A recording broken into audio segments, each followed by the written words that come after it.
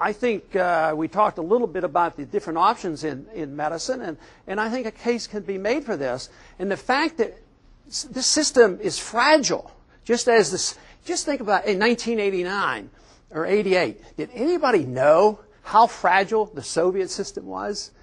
A few people. It was predicted by the great economist Mises that it would collapse because socialism doesn't work. But the welfare warfare state doesn't work either, and the monetary system we have doesn't work either. So I would say that the motivations to do something about it will come soon, and it won't be as easy as just saying, well, just pump more money in it. The transitions can be developed, but you have to get some tough priorities. And to me, the most enticing priority would quit spending money overseas, because we don't have the money, and we can save a lot, and we could take care of the people's needs. And I'm not for, even though some of these programs should have never been started, and as I said earlier, I've never voted to spend one penny out of Social Security. But I think you should pick priorities. People who are dependent, medical dependency or educational dependency, take care of that. I had one amendment once that cut $1 billion out of the foreign, in the military program. We're spending nearly $1 billion building an embassy in Baghdad. It's bigger than the Vatican. And it has a 30-foot thick wall around it. So I struck $1 billion, put $500 million against the deficit, and put $500 million into some domestic programs that I might not truly believe in, but I believe in a transition. So you can get more money, solve some of these problems under Medicare, taking care of the elderly, save some money against the deficit, at the same time having a goal toward working for less government and not more government. Got another email question for you, Congressman. Environmental question. This one comes from Dawn Zidney of Dover. She writes, global warming is already occurring, and without significant action to reduce carbon emissions within the next decade, scientists predict that the consequences could be severe and potentially irreversible. What would you do to help reduce global warming? Congressman? Well, as a president, I wouldn't be president of the world. And I wouldn't assume that responsibility, so there'd be a lot of problems out there to deal with. I think education is very important. I think there's plenty of debate about global warming, and there's debate on both sides of this. I think if it would make sense to me never to subsidize hydrocarbons. Yet we do. We had an energy bill passed not too long ago that, although there were some good parts in there because it was lower taxes and other things, but there were also subsidies to big corporations. And we literally subsidize hydrocarbons by saying, well, we got to protect the oil. You know, come in and spending all these hundreds of billions of dollars protecting the oil, which compounds our problems. But, I was raised in the city of Pittsburgh, and when I was a kid during World War II, there were days when you didn't see the sky, till noontime or so, because it was so black from soot. And that city cleaned up a long time before EPA, because people dealt with these problems with property rights and the city ordinance and city control. And they say, you can't do this.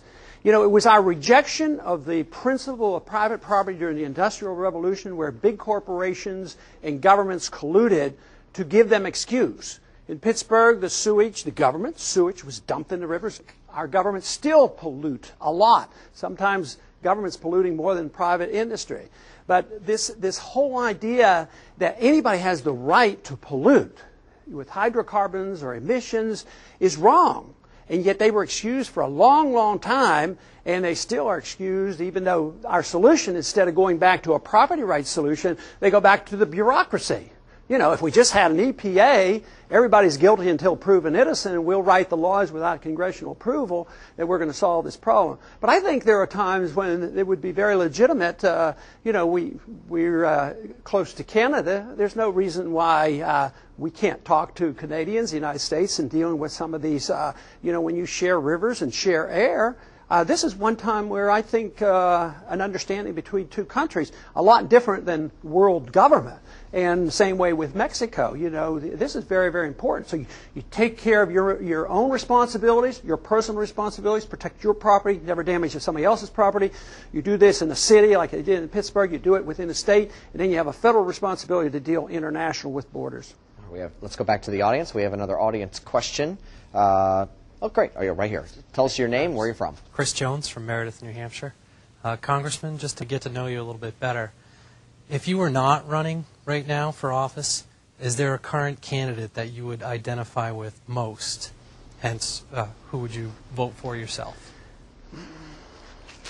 He asked whether I can identify with another candidate, assuming that I am not a candidate.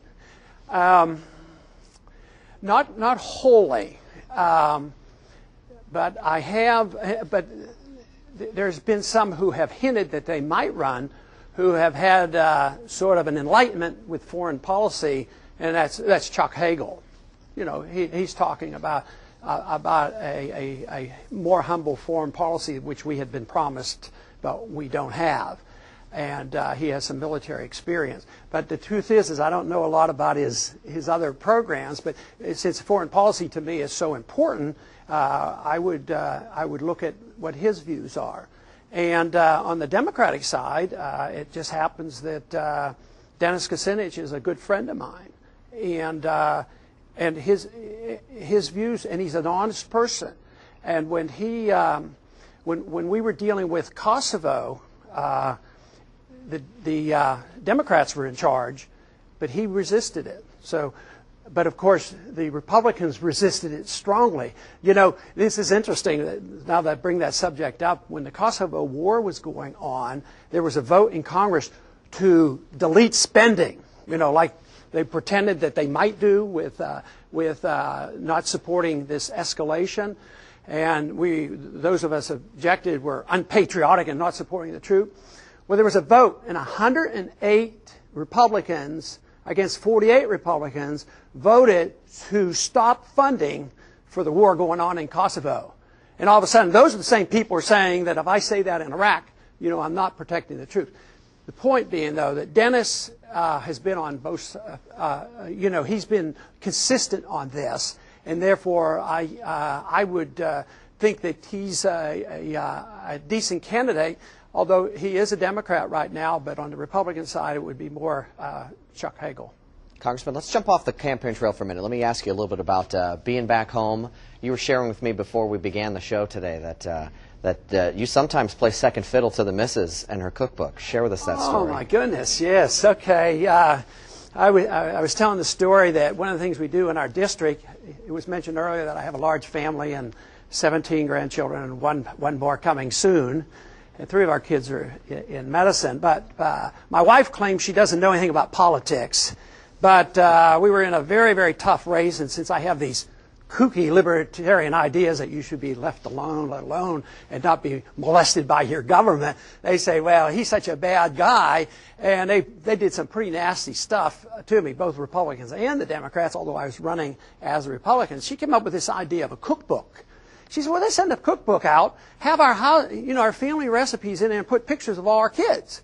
Well, and I tell this to my audiences down at home. I said, oh, I strongly objected to this. I said, now what would people want to look at a cookbook and family pictures about?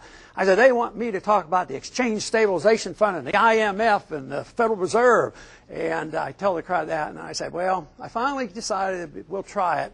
Turned out that the cookbook became the most popular thing we ever did in the district. And when we go about the district, sometimes people will come up and they'll know her picture because she and I are on the front, but they'll recognize her, and they'll come over to talk to her, and I say, what do you mean? I'm the congressman. What are you talking about her for? Does she remind you about the story of convincing you and it being a popular thing? I have to play second fiddle. Well, Congressman, thank you very much for your time.